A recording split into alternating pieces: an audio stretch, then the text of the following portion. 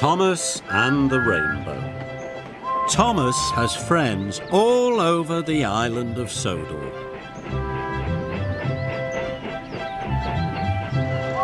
Friends at Brendam Docks. And friends at the farmyards. All of the engines are Thomas's friends, and so are all of the children. There had been an overnight summer storm on the island. The Fat Controller came to Tidmouth Sheds. He looked very serious. "A strong wind has blown down the telephone lines," he said. "Thomas, you must take the engineers to fix the telephone lines, or it will cause confusion and delay," he boomed. "Yes, sir," said Thomas, and he puffed away. Thomas arrived at Brendam Docks. The telephone engineers boarded Annie and Clarabel. Then Thomas noticed something in the sky. Thomas thought it was the most beautiful thing he had ever seen. "Look at all those colours, Edward," gasped Thomas. "Red and blue and yellow and green." "That's a rainbow," puffed Edward wisely. "An old story says you'll find something magical at the end of a rainbow." "Something magical?" gasped Thomas. "That sounds wonderful. I must find the end of the rainbow right away." And he wished away as fast as he could. Thomas had to stop at a junction. The rainbow was overhead. Percy was already waiting there. "Hello, Thomas!" Percy tooted cheerfully. "Sorry," Thomas puffed. "No time to talk. I have to find the end of the rainbow." And he chuffed quickly away. Thomas puffed up Gordon's Hill. The end of the rainbow was just over the top. But when Thomas reached the top, the end of the rainbow had moved. "Bother," said Thomas.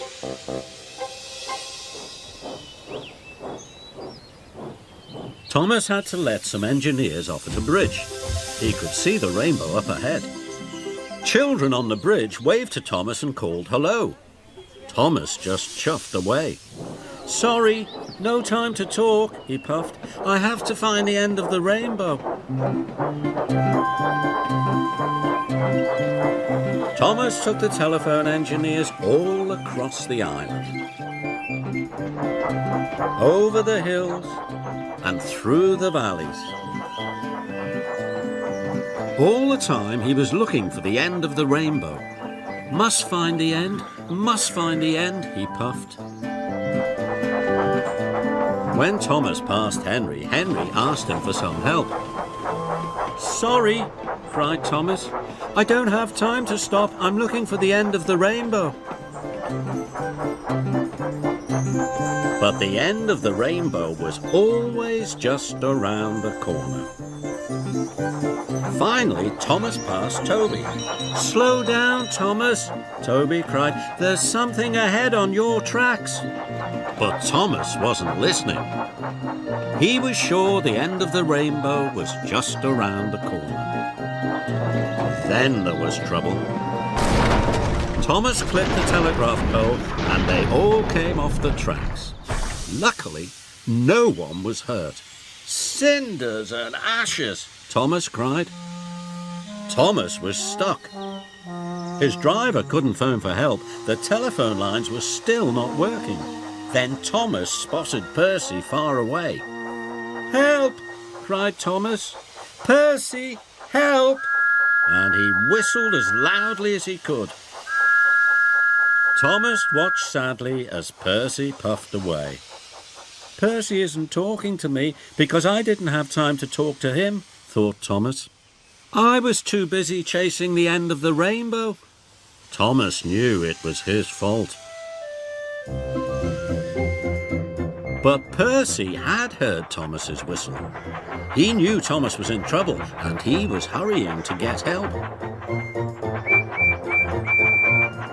Thomas is in trouble! Percy called out as he passed Henry.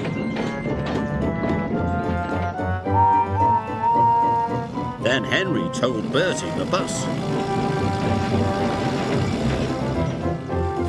And Bertie told the children. The children told James. James told Harold the helicopter.